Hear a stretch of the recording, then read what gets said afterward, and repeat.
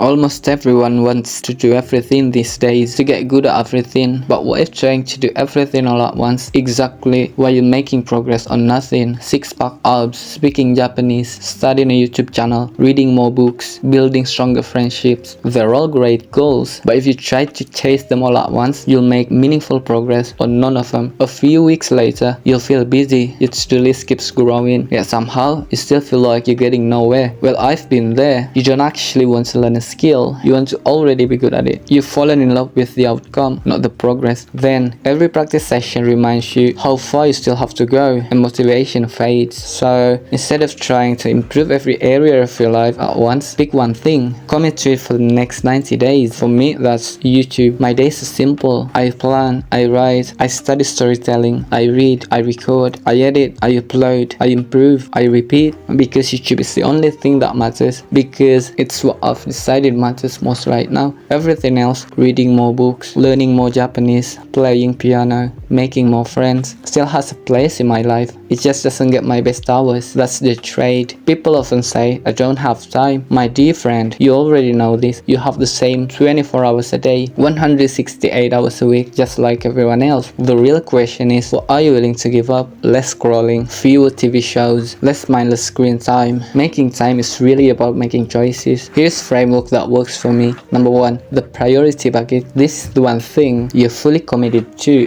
during this season of your life. It could be the work that pays your bills, or a project you're intentionally building right now. Mine is YouTube. This bucket gets your best hours, your sharpest focus, and your non-negotiable time when life gets busy. This is the one thing you protect. Number 2, the soul bucket. These are not the things you do to make money. They're the things that make life worth living. Cooking your favorite dish, listening to your favorite song, playing the guitar, singing, going for a walk with no destination, spending time with people who simply enjoy your company. Not everything needs to become a side hustle or a skill you're trying to optimize. Some things are valuable simply because they make you feel alive. A life with only priorities and no soul will make you productive but miserable. Number 3, the curiosity bucket. This is where everything else belongs. The new books you wanna read, the skills you wanna learn, the hobbies you wanna try, a freelance editing course, the idea for another YouTube channel. Write them down, keep the list, but don't feel pressured to do them all today. Not now doesn't mean not ever. It simply means not today. Maybe next year, something from your curiosity bucket will become your next priority bucket. That's how you eventually make time for everything. So be serious about your priority bucket. Put it on your calendar like your life depends on it. Stop waiting until you're ready. Not someday, not next week, now. Write it down. Be specific, ruthlessly specific. Make time for 2 hours, maybe after 7 p.m. or 1 hour in the morning before work and 1 hour after work. My first YouTube video wasn't great. I uploaded anyway. My first conversation in English was so good. That's what every beginning looks like. The people you admire simply went through that stage before you did. Progress comes from finishing imperfect work again and again. So how do you make time for everything? You don't make time for everything all at once. You make time for what matters most right now. Protect what keeps your soul alive. Let your curiosity wait its turn. It takes time. This was Bintang. I love you, my friend. Take care of yourself.